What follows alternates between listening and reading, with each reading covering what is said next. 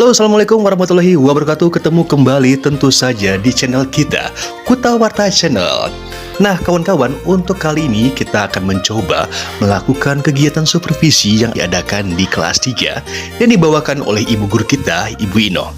Dan kali ini akan membawakan pembelajaran dengan menggunakan model pembelajaran yang sangat menarik dan juga up to date, yaitu model PJBL. Oke pemirsa, ada 3 hal yang akan kita lakukan selama proses supervisi berlangsung. Yang pertama adalah kegiatan wawancara yang merupakan kegiatan coaching antara kepala sekolah bersama guru yaitu Ibu Ino. Yang kedua adalah penilaian pelaksanaan pembelajaran, dan yang ketiga adalah penilaian RPP.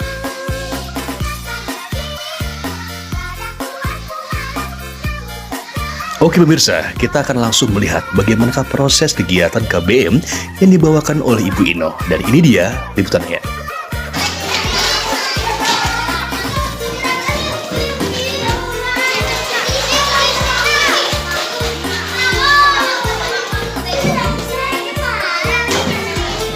Lagi apa nih? Lagi bikin es krim. Yuk dikocok.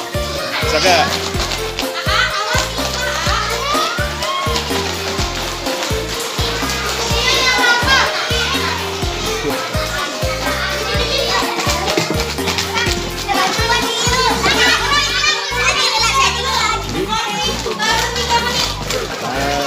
Hati-hati.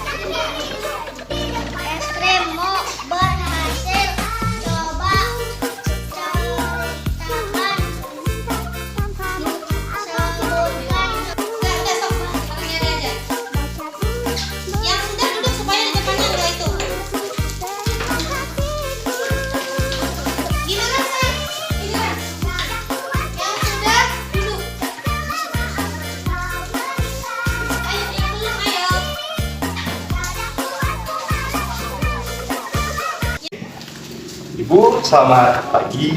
Pagi. Kita sudah melakukan kegiatan visi, Ibu ya, terkait dengan proses pembelajaran. Mungkin setelah itu kan ada peran dan pasca. Kita akan satu kali Ibu ya. Baik, mungkin pertanyaan pertama yang saya tanyakan. Hari ini Ibu mengajar tentang apa? Tentang perubahan wujud. Ya, sebagai sebesar apa model pembelajaran yang Ibu PJBL ya, Pak. Iya. Nah, saya ingin Ibu menceritakan bagaimana langkah dari PJBL yang sudah Ibu lakukan tadi sekolah. Yang pertama, kita menyiapkan dulu alat dan bahannya, ya. Yang kedua, mempersiapkan langkah-langkahnya kepada anak. Selanjutnya, mempraktek. Oke, seperti yang kita ketahui bahwa PJBL merupakan salah satu model pembelajaran ya. Nah, tentunya akan ada perbedaan dengan pendidikan konvensional. Apa yang merasakan terkait dengan perbedaan ketika Ibu menggunakan PJBL dibanding konvensional? Yang jelas untuk metode ini sangat baik ya. Saya nilai baik. Kenapa? Karena antusias sebagai siswa itu sangat tinggi. Ya, semangatnya terlihat jelas. Betul ya? Betul ya, Bu ya? Karena memang ketika kita menggunakan konvensional, artinya kita hanya menggunakan konvensional melakukan ini ya, ketika kita mencoba hal yang baru seperti PJBL, PBL, tentunya akan ada variasi pembelajaran. Dan ini bisa menstimulus anak untuk lebih menarik. Adanya apa ya? Peningkatan terkait dengan pencapaian belajar. Oke, saya ingin tahu untuk PJBL tadi Ibu membuat apa nih dengan anak-anak? tadi membuat es krim tapi secara sederhana. Apa sih yang dibutuhkan?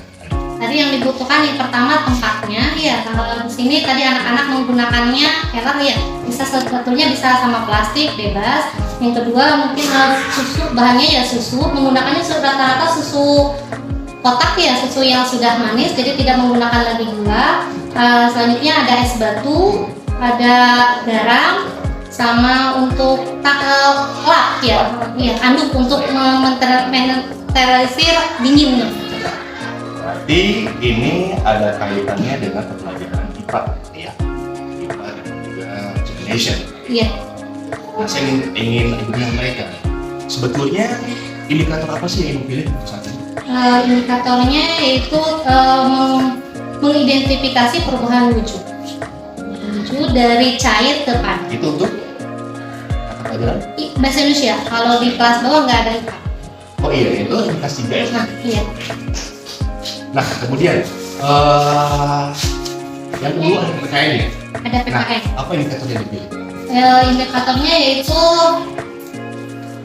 tentang membaca instruksi atau apa? Peran. Ya. Nah, dari dua indikator tersebut, kan indikatornya.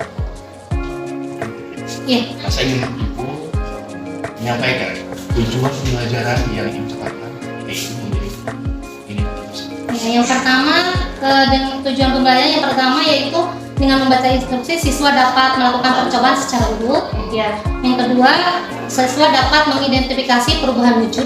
Ya. Yang ketiga, siswa dapat menyelesaikan soal sesuai yang dilakukan percobaan. Setelah melakukan percobaan, selanjutnya siswa dapat mengidentifikasi peran yang ada di sekolah. Oke, berarti itu tujuannya. Nah, mungkin dapat kita lihat kembali ya Bu ya. Sambil kita bahas ini ya. Ya. Ada beberapa indikator yang memang sebetulnya harus diperhatikan. Ya. KKO-nya Ya. atau kata kerja operasionalnya. Karena memang kita sudah ada aturannya, yaitu dari bulan. Seperti ini, Bu ya. Mengidentifikasi perubahan di benda ini kan di sini 4.1. Ya. Nah, seharusnya untuk KKO ini masuknya kepada KKO kognitif. Artinya ini masih pada ranah 3 ya. Belum ranah. Mungkin ini bisa dirubah si KKO-nya ya. Ya. Ininya si Tiga. tujuan. Jadi 3.1.2 gitu. Kemudian Ibu untuk tujuan pembelajaran untuk saat ini mungkin kita harus mengacu kepada prinsip A, B, C, D. Audience, behavior, condition, dan juga degree. Audience apa nih? Kan ada si peserta didiknya. Behaviornya apa? Tindakannya. Conditionnya apa? Kondisinya. Dan degree-nya apa? Berarti ketepatannya. Contoh, mungkin ini masih belum ABCD ya, karena memang ada komponen yang belum ditentukan. Misalkan kita ambil dulu untuk kondisinya. Kita kan Ibu menggunakan praktek percobaan, boleh melalui kegiatan percobaan. Apa ya? Dengan percobaan siswa dapat mengidentifikasi perubahan wujud benda. Nah, ini kondisinya sudah ada, kemudian behavior sudah ada, kemudian kode sudah ada. Tetapi kira-kira yang berbeda ini yang dicari unsur A, B, C, D-nya. Kondisi sudah ada dengan kan ini kan lihat Indonesia, kemudian behaviornya mana nih, mengidentifikasi audisinya mana ada dari siswa. Nah sekarang yang belum ada degree-nya gampang dengan melakukan percobaan, siswa dapat mengidentifikasi perubahan benda. Hanya tinggal menambahkan itu. Jadi keempat komponennya itu sebenarnya sudah ada. Yes-nya, ada behaviors-nya, ada condition-nya, gitu ya. Oke, kemudian untuk karakternya saya rasa sudah sangat tepat. Ini tadi pun saya sudah melihat bagaimana Ibu mencoba untuk menyampaikan karakter yang ada. Dan kemudian ini terlewat Ibu ya, yang FK itu kan harusnya ada model. Nah, kan tadi sudah dijelaskan bahwa ibu menggunakan model PJBL. Mungkin nanti kita bahas PJBL. Nah, kemudian waktu di langkah-langkah pembelajaran, sebetulnya ibu itu sudah sangat komplit sekali ketika praktek pelajaran. Ibu sangat komplit. Mungkin nanti tinggal di-highlight aja mana yang termasuk dengan apa, kan ada sintak ini, sintak PJBL yang berbeda dengan sintak PJBL. Nah, untuk sintak PJBL artinya ada 6 langkah-langkahnya. Langkah yang berbeda ini pertama ada dasar. Nah, sebetulnya itu sudah ada di sini di berbagai persepsi ya, tapi mungkin diharapkan dimunculkan kembali ketika di ini gitu. Jadi ibu kondisikan dengan apa nih yang akan buat es krim kan? Nah, boleh nanti dimunculkan kembali. Kemudian ada juga yang kedua dan mendesain produk. Itu jelaskan. Hari ini kita akan membuat es krim. Tapi ketika di pembelajaran kita sudah ada gitu ya. Karena belum ter-highlight saja di ya. Kemudian untuk ketiga menyusun jadwal pembuatan. Boleh. Anak-anak kita nanti waktunya sekitar berapa? Apakah dituliskan ya? Kemudian yang keempat itu ada monitoring. Tapi pun ketika pembelajaran ibu sudah melakukan, di mana ibu melakukan scaffolding. Pernah nggak benar? Teknik scaffolding. Scaffolding. Teknik scaffolding. Tapi ibu sudah melakukan itu. Nah, di mana teknik scaffolding itu sebenarnya memang harus dilakukan ya. Teknik scaffolding adalah kita mencoba untuk memberikan bantuan kepada siswa-siswa kita, tetapi tidak secara langsung. Artinya kita hanya melakukan bimbingan, bukan memberitahukan A, B, C, D-nya, bukan memberitahukan isinya, tapi ibu mencoba untuk membantu anak untuk membuat es krim. Itu sangat bagus. Karena masih banyak teman-teman kita yang memang belum paham bagaimana pentingnya scaffolding. Ibu tadi sudah mengatakan dengan baik ya. Menguji hasil, dan itu sudah itu ya. Kemudian terakhir evaluasi sudah. Mungkin nanti ketika membuat ini, akan diinti ibu katakan mana yang termasuk dasar, mana yang bisa dicek dan sebagainya. Sebetulnya sudah komplit itu. Oke, sudah. Tadi ini sudah ya. Jadi saya baru lihat sepintas. Terus saya lihat ini anak. Oh iya. Saya pikir yang ini AKPD-nya. Nah, pas ke sana tadi AKPD-nya sudah sesuai. Tapi mungkin nanti dikasih petunjuk bagaimana anak itu harus mengisi AKPD. Ya. Oke, mungkin itu aja ibu ya untuk pembahasan LPP. Nah, saya sekarang ingin menanyakan pertanyaan juta. Ibu, saya ingin tahu apa nih hal yang membuat ibu cukup menarik? Merasa, ini menarik nih, kayak hari ini gitu, apa nih? Dari antusias siswa, jadi semangatnya anak-anak. Betul. Ya. Itu yang saya rasakan, ada positive vibes yang terjadi ketika ibu menggunakan PJBL ya, dengan menggunakan membuat es krim setiap produknya. Saya melihat anak-anak antusias, kemudian mencoba untuk atraktif dalam menjalankan tugasnya. Sekarang mungkin saya ingin tahu pada ibu hal yang tersulit yang menurut ibu rasakan ketika ibu melakukan KBM pembelajaran inovatif pada hari ini seperti apa? Dari segi apa ya, penguasaan ini. Tadi sudah cukup baik ya, sudah meetingnya. Untuk soalnya kalau diperhatikan ya, jadi anak-anak itu dibandingkan PBL itu lebih semangat, lebih paham, lebih cepat dimengerti itu PJBL. Kira-kira kenapa? Mungkin persiapannya aja yang kurang. Sebetulnya waktunya membutuhkan cukup waktunya yang nggak sedikit. Waktunya nggak sedikit. Tapi kenapa anak-anak biasa lebih paham ketika kita melakukan PJBL yang berbasis proyek? Apa yang bisa membuat ibu berpikir melihat ekspresinya, semangatnya ya? Karena memang sebetulnya kita anak-anak memiliki pola gaya belajar yang berbeda. Ada anak yang lambat, ada anak yang disebut Umar dengan melihat Iya. dengan estetik dan sebagainya. Nah, ketika kita gunakan PJBL sebetulnya keempat yang tadi itu hasilnya apa?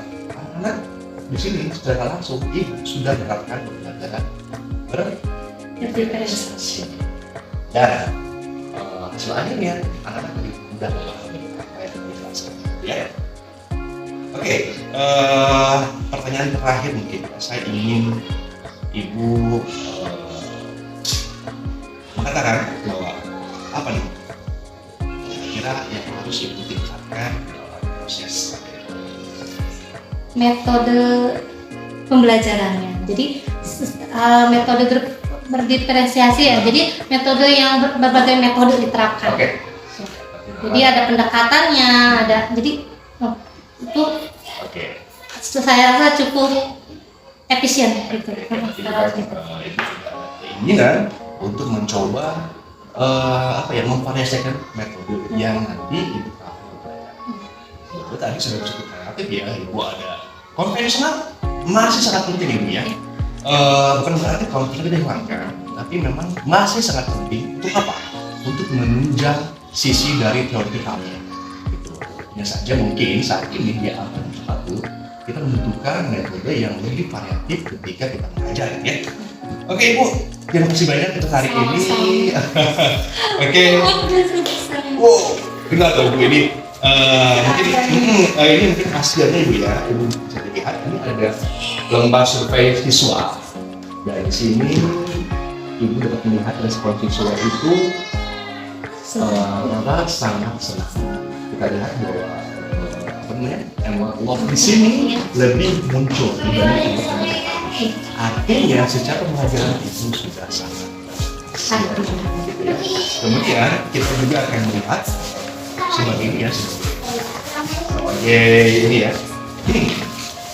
Ini yang saya sangat surprise gitu ya. Ternyata walaupun saya belum memberikan workshop tentang PJBL, dapat ibu lihat, ibu sudah sangat memenuhi dari semua indikator yang ada. Ya angka 3 semua ibu. Ini kenapa nggak diisi? Karena ibu kan mengajar PJBL ya. Jadi saya mengisinya yang PJBL gitu ya. Nah, barangkali cuma ada satu yang memang harus ditingkatkan ya, di bagian penelitian observasi. Nah, mungkin nanti depannya ibu membawa untuk melihat siapa. Udah ada ya? Udah ya? Udah ya?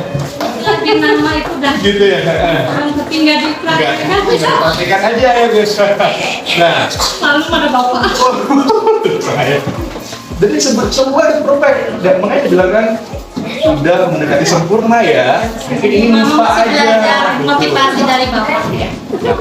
Jadi ini sangat sempurna ya. 97 poin untuk Sepertinya tadi saya ini ada dari situ juga ada udah. Iya. Tapi saya melihat kok nggak begini ya? Nggak banget teknisan gitu ya. Nah kemudian ya supaya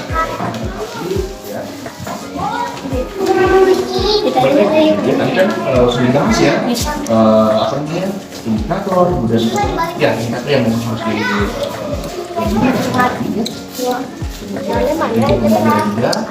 sekarang ibu menerapkan atau menuliskan 5 punya pembelajaran.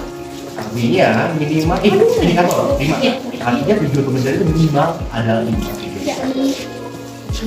Minimal sesuai dengan jumlah indikator. Artinya ketika penilaian ibu itu akan melihat atau akan apa yang dipertimbangkan dari pembelajaran. Jadi kalau yang ada semua mungkin di RPP itu saya belum melihat adanya remedial pengayaan gitu ya. Soal seperti apa, pengayaan seperti apa. Jadi di artinya ada, karena memang tapi kita masih ada yang mungkin lupa untuk menuliskan. Nah untuk sportnya itu untuk di RPP luar biasa ya. Artinya semua hari ini